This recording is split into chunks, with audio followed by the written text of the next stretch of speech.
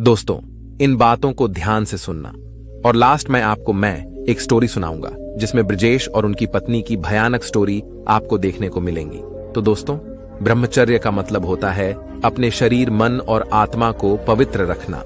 यह हमारे जीवन का बहुत अहम हिस्सा होता है। अगर हम इसे सही तरीके से समझें और इसका पालन करें तो यह हमें शारीरिक, मानसिक और आध्यात्मिक रूप से ताकतवर बना सकता है।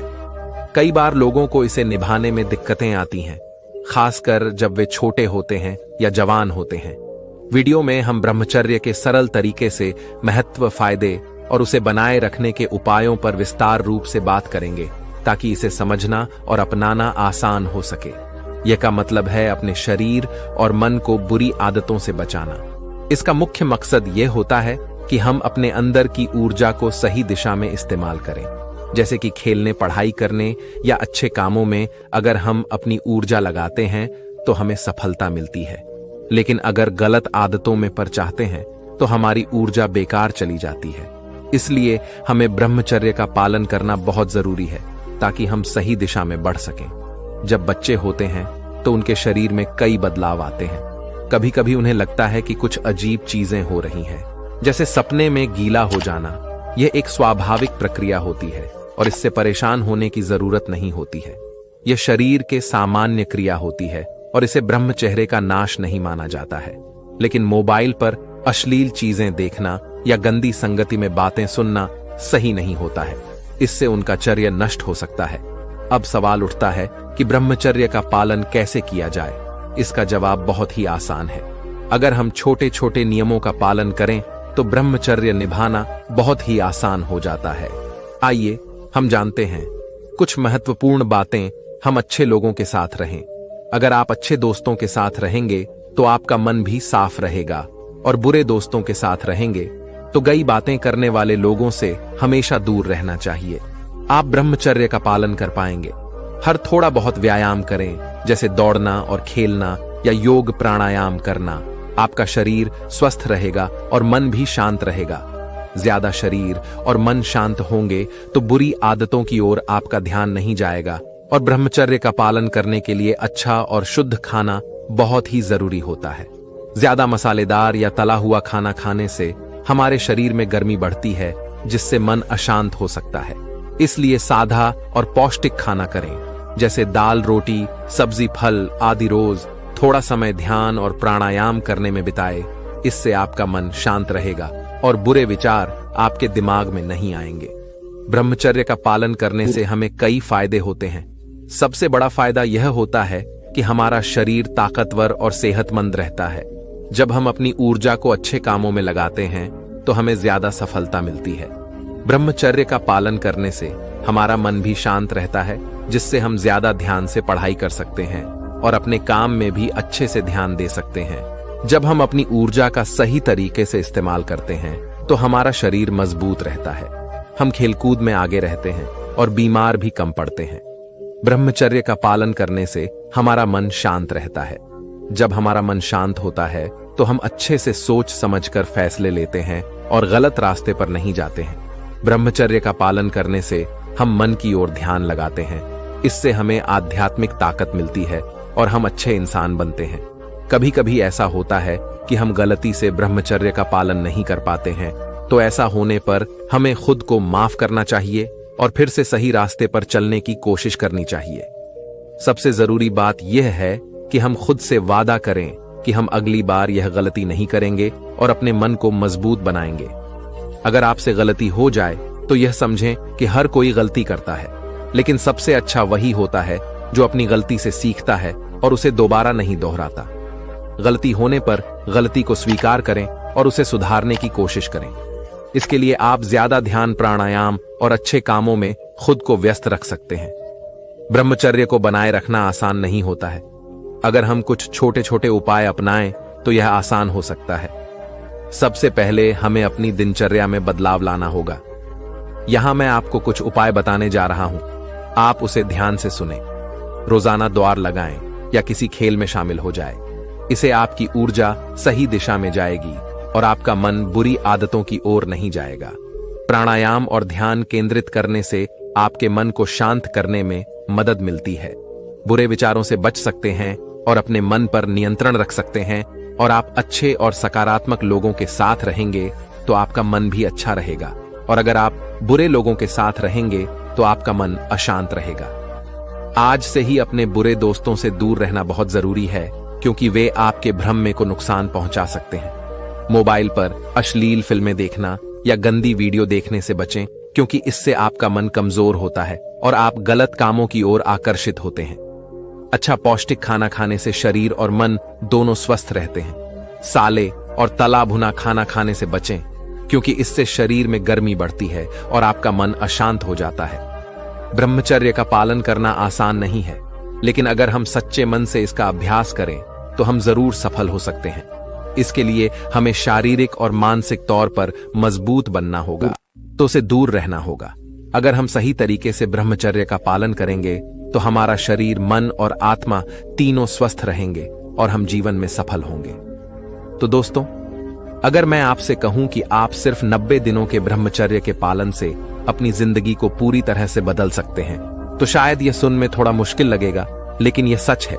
90 दिनों के ब्रह्मचर्य का चैलेंज लेते हैं तो आप न केवल शारीरिक रूप से ताकतवर बन सकते हैं, बल्कि मानसिक और आत्मविश्वास में भी जबरदस्त बढ़ोतरी देख सकते हैं। इस 90 दिन के चैलेंज से आपका व्यक्तित्व ऐसा नहीं करेगा कि आप खुद को नई रोशनी में देखेंगे, और आसपास के लोग भी आपके अंदर आए बदलाव को महसूस करेंगे। आपकी जीवन शैली कैसी भी हो, चाहे आप किसी भी परिस्थिति में हो, यह ब्रह्मचर्य चैलेंज आपके जीवन को एक नई दिशा दे सकता है। आपको सिर्फ एक संकल्प लेना है और उसे पूरी ईमानदारी से निभाना है। अब मैं आपको एक कहानी सुनाता हूं। यह कहानी एक ऐसे युवक की है जिसने यह चुनौती ली और अपने जीवन में ऐसा बदलाव किया कि वह खुद को और अपने समाज के लोगों के लिए प्रेरणा बन गया। यह कहानी एक युवक की है जो ब्रह्मचर्य पालन से पहले एक सामान्य जीवन जी रहा था। वह बहुत सी उन गलत आदतों का शिकार बन गया था जो उसकी जिंदगी को बर्बाद कर रही थी। उसकी शारीरिक और मानसिक हालत अच्छी नहीं थी। न उसके चेहरे पर चमक थी, न उसकी चाल में आत्मविश्वास। लड़कियां उसे इग्नोर करती थीं और लोग उसकी बातों को हल्के में लेते थे। लेकिन एक रात कुछ ऐसा हुआ जिसने उसकी जिंदगी को पूरी तरह से बदल दिया। वह हमेशा की तरह गलत आदतों का पालन करने जा रहा था। तभी गलती से उसके फोन का कैमरा ऑन हो गया। जब उसने अपने आप को देखा तो उसकी हालत देखकर उसे खुद पर विश्वास नहीं हुआ, और अब वह धीरे धीरे स्वस्थ और ताकतवर देखने लगा। ब्रह्मचर्य का पालन 90 दिनों के बाद उसका शरीर पहले से 2 गुना ताकतवर देखने लगा, और उसकी दाढ़ी भी घनी और सुंदर दिखने लगी। उसके चेहरे पर एक नई चमक आ गई। उसने सिर्फ शारीरिक व्यायाम पर ध्यान नहीं दिया, बल्कि अपनी जीवन शैली में भी बड़े बदलाव किए। उसने फास्ट फूड और जंक फूड से पूरी तरह दूरी बना ली। अब वह हेल्दी डाइट पर ध्यान देने लगा। उसने अपने भोजन में पौष्टिक तत्वों को शामिल किया, जिसमें अधिक प्रोटीन और प्राकृतिक खाद्य पदार्थ शामिल थे। इसका असर यह हुआ कि उसके शरीर में पहले से अधिक ऊर्जा आ गई और उसकी सेहत में बहुत तेजी से सुधार हुआ। उसने अपने सोने और उठने के समय को भी नियमित किया। पहले वह देर रात तक जागता था, लेकिन अब उसने समय पर सोने की आदत डाल दिया। उसकी अच्छी नींद की वजह से उसके शरीर को रिपेयर होने का पर्याप्त समय मिलने लगा कि टेस्टोस्टेरोन की मात्रा बढ़ने लगी और शुक्र धातु भी पूरी होने लगी। शारीरिक टन के साथ उसकी मानसिक स्थिति में भी जबरदस्त सुधार हुआ है। ब्रह्मचर्य का पालन करने से उसका ध्यान गलत आदतों से हट गया और उसकी एकाग्रता बढ़ गई है। वह अब पहले से ज्यादा ऊर्जावान महसूस करने लगा। उसकी काम वासना पर काबू पाने की क्षमता भी बढ़ गई। जब आप अपनी काम वासना पर काबू पा लेते हैं तो आपकी इच्छा शक्ति भी मजबूत होती है। अब वह युवक पहले की तरह गलत आदतों की ओर नहीं जाता था। उसकी इच्छा शक्ति इतनी प्रबल हो गई थी कि ब्रह्मचर्य का पालन उसके लिए अब कठिन नहीं रहा, बल्कि यह उसकी दिनचर्या का हिस्सा बन गया था। ब्रह्मचर्य का पालन करने के साथ उसने मांग माइंड सेट को अपनाया, यानी सिर्फ अपने विकास और अपने काम पर ध्यान देना। उसने अपने ध्यान को इधर उधर की चीजों में बर्बाद करने के बजाय अपने शरीर और दिमाग को सुधारने पर ध्यान केंद्रित किया। उसने रोजाना 1 घंटे अपनी कम्युनिकेशन स्किल और बॉडी लैंग्वेज को बेहतर बनाने में लगा। वह युवक अब हर दिन अपने स्तर को बेहतर बनाने की ओर कदम बढ़ा रहा। जबकि उसके आसपास के लोग अपनी पुरानी आदतों में फंसे हुए थे। उसकी मेहनत और अनुशासन ने उसे एक नए व्यक्तित्व में ढाल दिया। 90 दिनों के ब्रह्मचर्य का पालन के बाद उसका जीवन पूरी तरह बदल चुका था। उसका शरीर पहले से कहीं ज्यादा ताकतवर और स्वस्थ था। चेहरे पर आत्मविश्वास की थी। लोग उसकी तरफ आकर्षित होने लगे हैं। लड़कियां भी अब उसे नोटिस करने लगी थीं। लेकिन उसने इन सब चीजों पर ध्यान नहीं आ रहा। उसने अपने जीवन को एक नए मकसद के साथ जीना शुरू किया था। अब उसका लक्ष्य खुद को और बेहतर बनाना था। उसने ब्रह्मचर्य का पालन सिर्फ इसलिए नहीं अपनाया था कि लोग उसे नोटिस हैं, बल्कि उसने यह संकट अपने आप को बेहतर बनाने के लिए लिया। ब्रह्मचर्य पालन करने के कई फायदे होते हैं। यह न केवल आपके शरीर को ताकतवर बनाता है, बल्कि आपकी इच्छा शक्ति, आत्मविश्वास और मानसिक स्थिति को भी मजबूत करता है। जब आप अपनी काम वासना पर काबू पा लेते हैं तो आपकी ऊर्जा सही दिशा में लगने लगती है और आप अपने लक्ष्यों को आसानी से प्राप्त कर सकते हैं। ब्रह्मचर्य का पालन करने से आपका व्यक्तित्व निखरता है और आप खुद को एक नई दृष्टि से देखने लगते हैं। जब आप खुद पर काम करते हैं तो दुनिया भी आपकी तरफ ध्यान देने लगती है। ब्रह्मचर्य का पालन शुरू करने के लिए आपको सबसे पहले एक मजबूत संकल्प लेना होगा। यह शुरुआत में कठिन लक्ष्य एकता है, लेकिन जैसे जैसे आप इसे अपनी दिनचर्या का हिस्सा बनाते जाएंगे, यह आपके जीवन का अहम हिस्सा बन जाएगा। हर दिन अपने शरीर और दिमाग को व्यस्त रखें। मॉडलिंग में दौड़ लगाएं और व्यायाम करें और हेल्दी डाइट लें। सबसे महत्वपूर्ण बात यह है कि आप अश्लील सामग्री से दूर रहें और अपनी ऊर्जा को सही दिशा में लगाएं। अगर आप भी इस युवक की तरह अपनी लाइफ में एक बड़ा बदलाव लाना चाहते हैं, तो आज से ही आप 90 दिनों का ब्रह्मचर्य का चैलेंज शुरू करें। जब आप इस चैलेंज को पूरा करेंगे तो आप देखेंगे कि आपका आत्मविश्वास और आकर्षण बहुत ज्यादा बढ़ गया है। लोग आपके व्यक्तित्व को नोटिस करेंगे और आप खुद को एक नए नजरिए से देखेंगे। ब्रजेश और अंशुल एक ही कॉलेज में पढ़ते थे। ब्रजेश विज्ञान के छात्र थे और अंशुल साहित्य का अध्ययन कर रहे थे। दोनों का मिलना उस दिन हुआ जब कॉलेज की एक सांस्कृतिक प्रतियोगिता में उनकी मुलाकात हुई। ब्रजेश के हाथों में बांसुरी थी और वह एक खूबसूरत धुन बजा रहे थे। अंशुल, जो कविता लिखने का शौकीन था, उस धुन को सुनते ही मंत्रमुग्ध हो गया। प्रतियोगिता के बाद अंशुल ने ब्रजेश से जाकर बात की। तुम्हारी बांसुरी की धुन ने दिल छू लिया। मैं अंशुल हूं। ब्रजेश ने हल्की मुस्कान के साथ कहा, धन्यवाद, मैं ब्रजेश हूं। धीरे धीरे उनकी दोस्ती गहरी होती गई। वे अक्सर कॉलेज के बाद पास के पार्क में मिलते और बातें करते। ब्रजेश बांसुरी बजाता और अंशुल अपनी कविताएं सुनाता। दोनों के बीच एक अनकहा रिश्ता बनने लगा जो दोस्ती से परे था। समय के साथ ब्रजेश और अंशुल को यह समझ में आने लगा कि उनकी दोस्ती में कुछ खास है, कुछ ऐसा जो उन्होंने पहले कभी महसूस नहीं किया था। एक शाम जब वे पार्क में बैठे थे, अंशुल ने ब्रजेश से पूछा, क्या तुम्हें कभी ऐसा लगा है कि हमारे बीच कुछ खास है? ब्रजेश ने कुछ पल सोचा और फिर जवाब दिया, हां, मैंने महसूस किया है, लेकिन मैं समझ नहीं पा रहा हूं कि यह क्या है। अंशुल ने गहरी सांस लेते हुए कहा, शायद यह प्रेम है। ब्रजेश चौंक गया। उसने कभी नहीं सोचा था कि वह एक लड़के के प्रति ऐसी भावना रख सकता है। उसे लगा कि यह गलत है, समाज में इसकी कोई जगह नहीं है, लेकिन उसके दिल की धड़कनों ने उसे झूठ लाया। अंशुल ने ब्रजेश के हाथों को थाम लिया और कहा, मुझे पता है यह समाज इसे कभी नहीं समझेगा, लेकिन मेरे लिए यह सच्चा है। मैं तुमसे प्रेम करता हूं ब्रजेश। ब्रजेश की आंखों में आंसू थे। उसने धीरे से कहा, मुझे भी ऐसा ही लगता है, लेकिन मैं डरता हूं। हम समाज के खिलाफ कैसे खड़े होंगे? लोग हमें कभी नहीं समझेंगे। अंशुल ने ब्रजेश को सांत्वना दी और कहा, हम एक दूसरे के लिए हैं। समाज की सोच से परे हमें अपने दिल की सुननी चाहिए।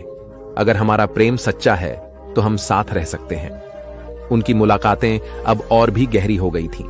वे एक दूसरे के साथ समय बिताना चाहते थे, लेकिन हर बार उन्हें यह डर सताता था कि कोई उन्हें देख न ले। समाज की तिरछी नजरों से बचने के लिए वे छुप छुप कर मिलते। एक दिन कॉलेज के कुछ लड़कों ने उन्हें एकांत में साथ देखा और सवाल करने लगे। ब्रजेश और अंशुल ने किसी तरह बात को टालने की कोशिश की, लेकिन अफवाहें फैलने लगीं। धीरे धीरे पूरे कॉलेज में उनकी दोस्ती को लेकर चर्चा होने लगी। अंशुल के घर वालों को भी यह खबर पहुंची। उसके माता पिता ने उसे बुलाकर कड़े शब्दों में पूछा, तुम्हारे और ब्रजेश के बारे में क्या सुन रहे हैं हम? क्या यह सच है? अंशुल ने साहस जुटाकर कहा, हां, मैं ब्रजेश से प्रेम करता हूं। यह सुनकर उसके माता पिता क्रोधित हो गए। उन्होंने अंशुल को बहुत डांटा और कहा, यह पागलपन छोड़ो, यह समाज में स्वीकार्य नहीं है। तुम्हें हमारी इज्जत का कोई ख्याल नहीं? दूसरी ओर ब्रजेश के घर में भी इसी तरह की स्थिति थी। उसके माता पिता ने उसे धमकी दी कि अगर उसने अंशुल से मिलना जारी रखा तो वे उसे घर से बाहर कर देंगे। ब्रजेश के दिल में तूफान उठ खड़ा हुआ। वह अपने प्रेम और परिवार के बीच बंटा हुआ महसूस करने लगा। ब्रजेश ने अंशुल से कहा, हमारे लिए अब साथ रहना मुश्किल हो गया है। मुझे नहीं पता कि क्या सही है और क्या गलत, लेकिन मैं अपने परिवार के खिलाफ नहीं जा सकता। अंशुल की आंखों में आंसू भर आए। उसने ब्रजेश का हाथ थामा और कहा, क्या तुम्हें लगता है कि हमारा प्रेम कमजोर है? क्या तुम सच में मुझसे अलग होना चाहते हो? ब्रजेश का दिल दर्द से भर गया। उसने कहा, नहीं, मैं अलग नहीं होना चाहता, लेकिन मेरे पास और कोई रास्ता नहीं है। अंशुल ने उसे कसकर गले लगाया और कहा, अगर यह हमारा अंत है तो मैं इसे स्वीकार करता हूं, लेकिन जान लो, मैं तुमसे सच्चा प्रेम करता हूं और हमेशा करता रहूंगा। अंशुल और ब्रजेश दोनों के लिए यह समय बेहद कठिन था। वे एक दूसरे से दूर तो हो गए थे, लेकिन उनकी यादें और वह स्नेह जो उन्होंने महसूस किया था, वह हमेशा उनके दिल में बना रहा। ब्रजेश हर रात बांसुरी बजाता और उसकी धुन में अंशुल की कविता की गूंज सुनाई देती। अंशुल ने भी अपनी कविताओं में ब्रजेश की यादों को संजोए रखा। उसकी कविताएं अब और भी दर्द भरी हो गई थीं। दोनों की तन्हाई में उनका प्रेम और गहरा हो गया था। अंशुल ने फैसला किया कि वह अपने दिल की सच्चाई से भाग नहीं सकता। उसने ब्रजेश को एक पत्र लिखा जिसमें उसने अपने दिल की सारी भावनाएं व्यक्त की। उसने लिखा, ब्रजेश, मैं जानता हूं कि हमने अपने समाज की परवाह करते हुए अपने प्रेम का त्याग किया है, लेकिन क्या तुम सोचते हो कि यह त्याग हमें सच्ची खुशी दे सकता है? मैं अब और नहीं भाग सकता। अगर तुम भी अपने दिल की आवाज सुन सको तो मुझे जवाब देना। पत्र लिखने के बाद अंशुल ने ब्रजेश को पार्क में मिलने का संदेश भेजा। वह जानता था कि यह एक बड़ी चुनौती होगी, लेकिन वह उम्मीद करता था कि ब्रजेश भी अपने दिल की सच्चाई को पहचान सकेगा। ब्रजेश को जब वह पत्र मिला तो वह उलझन में पड़ गया। उसे समझ नहीं आया कि क्या वह समाज के डर से अपने सच्चे प्रेम का बलिदान कर रहा है। उसने आखिरकार यह फैसला किया कि वह अंशुल से मिलकर सारी बात करेगा। ब्रजेश और अंशुल की कहानी वहां से आगे बढ़ती है, जहां अंशुल ने ब्रजेश को पत्र लिखकर पार्क में मिलने का संदेश भेजा था। वह दिन दोनों के लिए बेहद खास था। दोनों के दिलों में सवाल और डर की उथल पुथल थी, लेकिन उम्मीद की एक किरण भी थी कि शायद वे एक दूसरे को समझ पाएंगे। उस शाम अंशुल पहले ही पार्क में पहुंच चुका था। वह ब्रजेश का इंतजार कर रहा था। उसका दिल धड़क रहा था। कुछ देर बाद ब्रजेश वहां आया। दोनों ने एक दूसरे की आंखों में देखा और कुछ देर तक चुपचाप बैठे रहे। सन्नाटा और उनके दिलों की धड़कनें उनकी भावनाओं की गवाह बन रही थीं। ब्रजेश ने धीरे से कहा, तुम्हारा पत्र पढ़ा मैंने। तुमने सही कहा, मैं अपने दिल की आवाज से भाग रहा था। लेकिन अंशुल, मुझे अब भी डर लगता है। समाज हमें कभी स्वीकार नहीं करेगा। अंशुल ने ब्रजेश के हाथों को थामते हुए कहा, ब्रजेश, मैं जानता हूं कि डरना स्वाभाविक है, लेकिन क्या हमने यह तय नहीं किया था कि हम अपने दिल की सच्चाई के लिए लड़ेंगे? अगर हमारा प्रेम सच्चा है तो हम इसे क्यों छोड़ें? ब्रजेश की आंखों में आंसू आ गए। उसने कहा, मैं तुमसे दूर नहीं रह सकता। मैं भी तुमसे प्रेम करता हूं अंशुल। उन दोनों ने उस दिन वादा किया कि वे एक दूसरे के साथ रहेंगे, चाहे समाज उन्हें कितना ही धकेले या तिरस्कार करे। उनके लिए यह कोई आसान रास्ता नहीं था, लेकिन वे अपने प्रेम के प्रति ईमानदार रहना चाहते थे। अब दोनों ने मिलकर यह तय किया कि वे अपनी पढ़ाई पूरी करेंगे और फिर साथ में एक नए शहर में जाकर नया जीवन शुरू करेंगे, जहां उन्हें कोई पहचानने वाला ना हो। उन्होंने अपने परिवार को इस फैसले के बारे में न बताने का फैसला किया, क्योंकि वे जानते थे कि यह उनके लिए स्वीकार्य नहीं होगा। उनके फैसले के बाद कॉलेज में उनके खिलाफ बातें और अफवाहें और भी ज्यादा फैलने लगीं। दोस्तों ने उनसे दूरियां बना लीं और शिक्षक भी उन पर ताने कसने लगे। लेकिन ब्रजेश और अंशुल ने एक दूसरे का हाथ थामे रखा। एक दिन कॉलेज के कुछ लड़कों ने उन्हें अकेले घेर लिया। उन्होंने गुस्से में कहा, तुम लोगों ने हमारे कॉलेज की इज्जत खराब कर दी है, यह सब यहां बर्दाश्त नहीं होगा।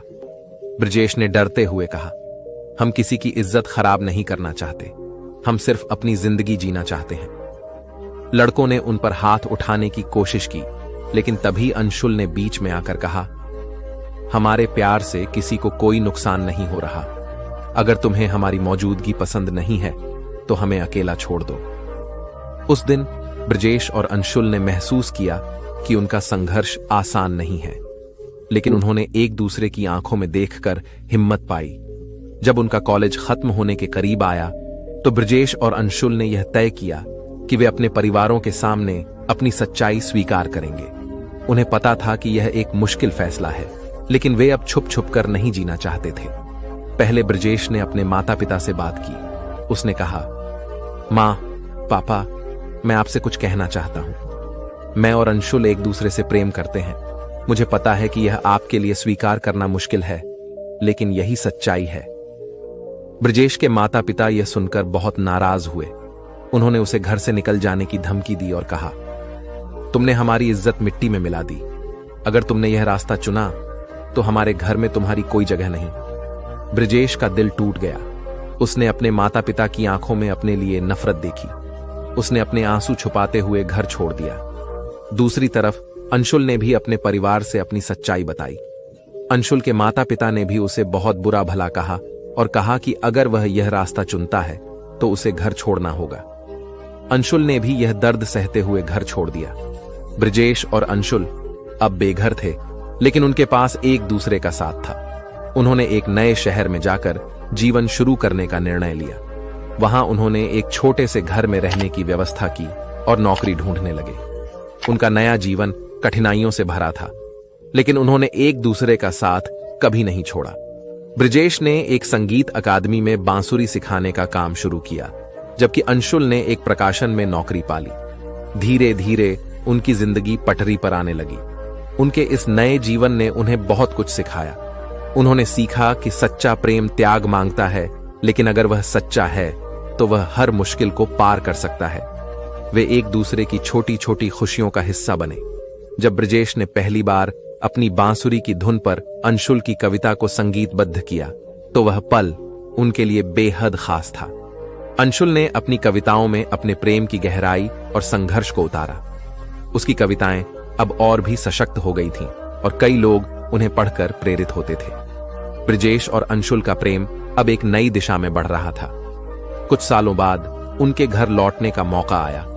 उनके माता पिता ने भी समय के साथ अपने बच्चों को समझने और उनकी भावनाओं को स्वीकार करने की कोशिश की। उन्हें एहसास हुआ कि उन्होंने अपने बच्चों से सच्चे प्रेम के कारण दूरी बना ली थी। ब्रजेश और अंशुल के घर लौटने पर उनके माता पिता ने अपनी गलती मानी और उन्हें गले से लगा लिया। वे समझ गए थे कि प्रेम की कोई सीमा नहीं होती और न ही उसे किसी बंधन में बांधा जा सकता है। अंततः ब्रजेश और अंशुल का प्रेम अपने सभी संघर्षों और कठिनाइयों के बावजूद जीता। उन्होंने समाज और परिवार को दिखाया कि प्रेम किसी नियम से नहीं चलता, बल्कि वह दिल की सच्चाई से जुड़ा होता है। ब्रजेश और अंशुल के लिए अपने प्रेम को समाज और परिवार के सामने स्वीकार कराना एक बड़ी चुनौती थी, लेकिन उनका प्रेम उनके लिए एक दूसरे का साथ छोड़ने से ज्यादा महत्वपूर्ण था।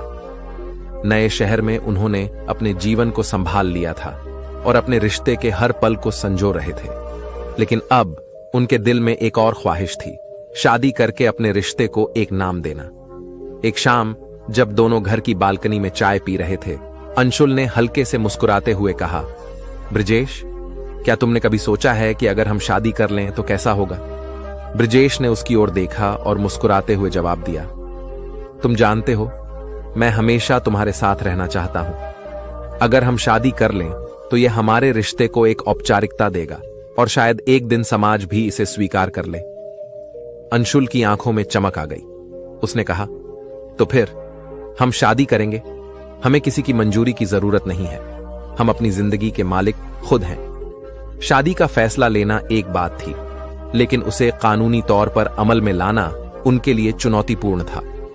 भारत में समलैंगिक विवाह की कानूनी स्थिति अभी भी अस्पष्ट थी, लेकिन अंशुल और ब्रजेश ने हार मानने की बजाय अपने अधिकारों के लिए लड़ने का फैसला किया।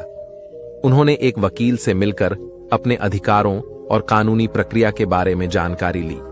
वकील ने उन्हें बताया कि भले ही समलैंगिक विवाह कानूनी रूप से मान्यता प्राप्त न हो, लेकिन वे एक लिव इन रिलेशनशिप में रह सकते हैं और अपनी शादी का एक निजी समारोह कर सकते हैं।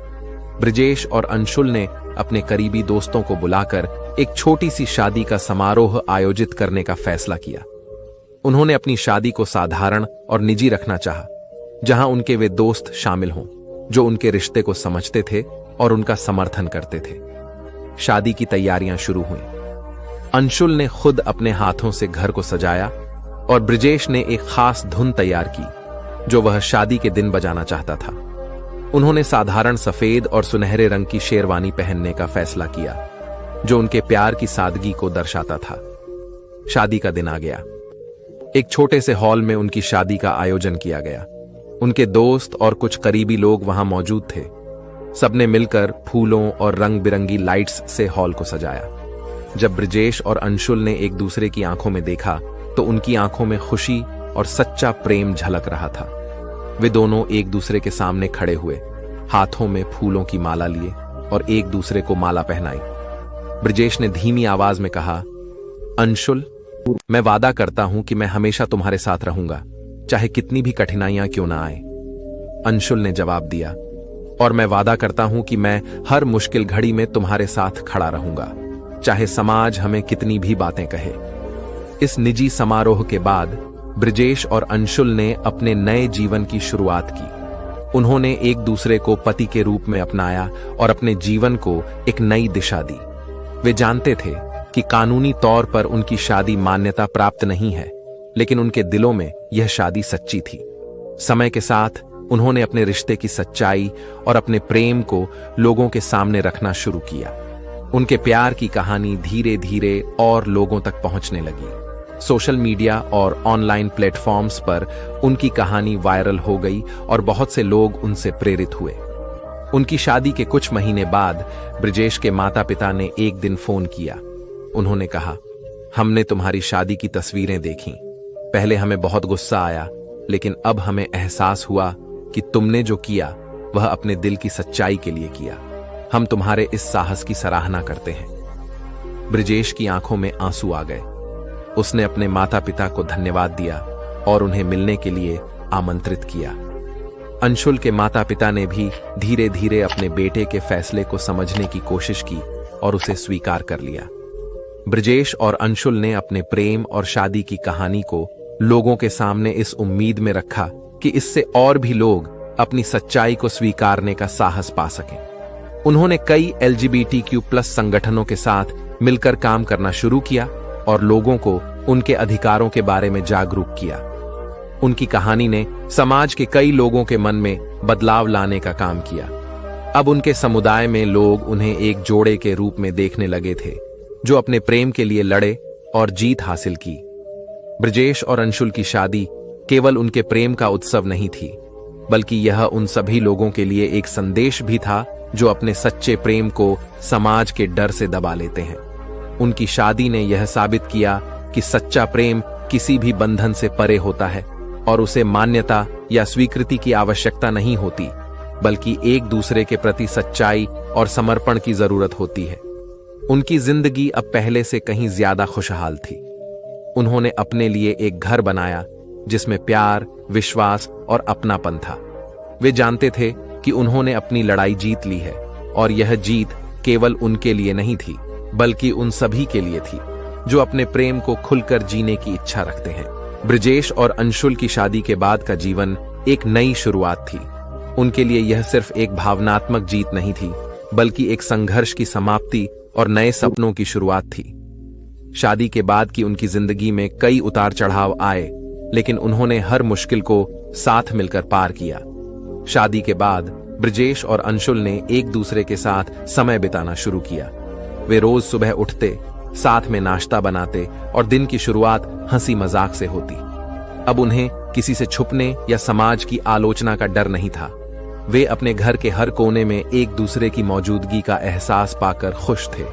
अंशुल ने अपने प्रकाशन के काम में और ज्यादा मेहनत की, जबकि ब्रजेश ने अपनी संगीत की कक्षाओं को बढ़ा दिया। उन्होंने अपने घर में ही एक छोटा सा संगीत कक्ष बनाया, जहां ब्रजेश अपने छात्रों को बांसुरी सिखाता था। जब भी अंशुल का काम खत्म होता, वह ब्रजेश की कक्षाओं में बैठता और उसकी धुनों को सुनता। शादी के बाद उनका रिश्ता और भी गहरा हो गया। उन्हें एक दूसरे की जरूरतों और इच्छाओं को समझने का मौका मिला। वे छोटी छोटी बातों पर बहस करते, लेकिन उनकी हर बहस का अंत एक मीठी मुस्कान के साथ होता। अंशुल का लिखने का शौक और भी बढ़ गया था। अब उसकी कविताओं में केवल दर्द और संघर्ष नहीं, बल्कि प्यार, अपनापन और खुशी की झलक भी थी। ब्रजेश उसकी कविताओं को पढ़ता और कहता, तुम्हारी कविताएं अब पहले से ज्यादा खूबसूरत हो गई हैं। उनमें जीवन की चमक है। अंशुल ने मुस्कुराकर जवाब दिया, शायद यह तुम्हारी वजह से है ब्रजेश। तुम्हारे साथ मैंने सच्चे प्यार को जाना है। शादी के बाद ब्रजेश और अंशुल ने महसूस किया कि समाज की कुछ बातें और मान्यताएं अब भी उनके खिलाफ थीं। कभी कभी उनके पड़ोसी या अजनबी लोग उन्हें अजीब नजरों से देखते थे, लेकिन अब वे पहले की तरह डरते नहीं थे। उन्होंने अपने रिश्ते को एक साधारण तरीके से जीने का फैसला किया। वे हर दिन दूसरों को दिखाने की कोशिश नहीं करते थे कि वे अलग हैं, बल्कि वे बस अपना जीवन जीते थे। यह उनकी ताकत थी कि वे अपने प्रेम के लिए शर्मिंदा नहीं थे। धीरे धीरे उनके आसपास के लोग भी उन्हें सामान्य रूप में स्वीकार करने लगे। उनके कुछ पड़ोसी अब उनके साथ बातचीत करते थे और उनके संघर्ष की कहानी सुनने के बाद उनके साहस की तारीफ भी करते थे। ब्रजेश और अंशुल के माता पिता ने भले ही शुरुआत में उनके रिश्ते को स्वीकारने में मुश्किलें झेली थीं, लेकिन समय के साथ वे समझ गए थे कि उनका बेटा सिर्फ खुश रहना चाहता है। एक दिन ब्रजेश के माता पिता ने उससे मिलने की इच्छा जताई। जब वे आए तो उन्होंने देखा कि ब्रजेश और अंशुल एक दूसरे के साथ कितने खुश हैं। ब्रजेश की मां ने अंशुल से कहा, बेटा, हमें माफ कर दो। हमने पहले तुम्हारी भावनाओं को समझा नहीं, लेकिन अब हमें गर्व है कि तुम दोनों ने अपने लिए सही रास्ता चुना। अंशुल की आंखों में आंसू थे। उसने कहा, मां, हमें आपकी समझ की ही जरूरत थी। आप हमारे जीवन में आकर हमारे लिए एक बड़ा सहारा बनी है। यह क्षण उनके लिए बहुत खास था। अब ब्रजेश और अंशुल का परिवार भी उनके जीवन का हिस्सा बन गया था और वे अपनी खुशियों को साझा कर पा रहे थे। शादी के बाद ब्रजेश और अंशुल ने अपने करियर को भी ऊंचाइयों तक पहुंचाने का फैसला किया। अंशुल की किताबें अब पब्लिश होने लगी थीं और वह एक चर्चित लेखक बन चुका था। उसकी कविताएं और कहानियां उन लोगों को प्रेरित कर रही थीं जो अपने दिल की सच्चाई को स्वीकारने में डरते थे। ब्रजेश ने अपनी संगीत अकादमी को बड़ा किया और नए छात्रों को सिखाने के लिए अपने संगीत के क्षेत्र में कई प्रयोग किए। उसकी धुनें अब कई मंचों पर गूंजने लगी थीं और उसे अपने संगीत के लिए कई पुरस्कार भी मिले। शादी के बाद का जीवन कभी कभी साधारण और रोजमर्रा की चिंताओं से भरा हुआ था, लेकिन उनमें खुशियों की कोई कमी नहीं थी। वे छोटे छोटे सपने देखते थे, जैसे किसी पहाड़ी इलाके में छुट्टियां मनाने जाना या साथ में किसी नए रेस्तरां में डिनर करना। ब्रजेश ने एक दिन अंशुल से कहा, हमने जो सपने देखे थे उन्हें जीना अब हकीकत जैसा लगता है। मैं खुश हूं कि मैंने तुम्हारे साथ यह सफर चुना। अंशुल ने उसका हाथ पकड़कर कहा, और मैं भी। तुमने मेरे जीवन को संगीत से भरा है और मैं तुम्हारे बिना एक पल भी नहीं सोच सकता। समाज में धीरे धीरे बदलाव आने लगा था। ब्रजेश और अंशुल की कहानी ने कई लोगों को प्रेरित किया। वे LGBTQ+ समुदाय के लिए एक मिसाल बन गए थे। उन्होंने कई कार्यशालाएं और कार्यक्रमों में हिस्सा लिया, जहां वे अपनी कहानी सुनाते और लोगों को अपने अधिकारों के लिए लड़ने का साहस देते। उनकी कोशिशों ने उनके जैसे और भी जोड़ों को आगे आने का साहस दिया। अब समाज का एक बड़ा हिस्सा उनके साथ खड़ा था और उनका समर्थन कर रहा था। ब्रजेश और अंशुल की शादी के बाद की जिंदगी ने उन्हें यह सिखाया कि प्यार की परिभाषा समाज के नियमों से नहीं, बल्कि दिल की सच्चाई से बनती है। उन्होंने एक दूसरे के साथ हर पल को जिया, हर मुश्किल को पार किया और अपने रिश्ते को सच्चाई और ईमानदारी के साथ निभाया। उनके लिए प्यार का मतलब था एक दूसरे की भावनाओं को समझना, साथ में खुशियां और दुख बांटना और हमेशा एक दूसरे का साथ देना। ब्रजेश और अंशुल की कहानी अब अपने आखिरी पड़ाव की ओर बढ़ रही थी, लेकिन हर प्यार की कहानी की तरह इसका अंत भी भावनाओं और सच्चाई से भरा हुआ था। उनकी यात्रा में कई मुश्किलें आईं, लेकिन वे हर मोड़ पर एक दूसरे का साथ देते रहे। अब वे एक ऐसे मुकाम पर थे जहां उन्होंने न केवल खुद को बल्कि समाज को भी अपने रिश्ते के महत्व का एहसास कराया था। उनके जीवन के इस आखिरी हिस्से में उनकी गहराई से भरी कहानी का वह पहलू सामने आता है जो सच्चे प्रेम की जीत और समझौते की कहानी कहता है। समय के साथ ब्रजेश और अंशुल का जीवन धीरे धीरे सुधार गया था। वे एक दूसरे के साथ अपनी दिनचर्या में खुश थे और उनके बीच की समझदारी ने उन्हें एक दूसरे का सबसे मजबूत सहारा बना दिया था। लेकिन समय के साथ उन्होंने महसूस किया कि अब वे अपने सपनों को और भी बड़ा बनाना चाहते हैं।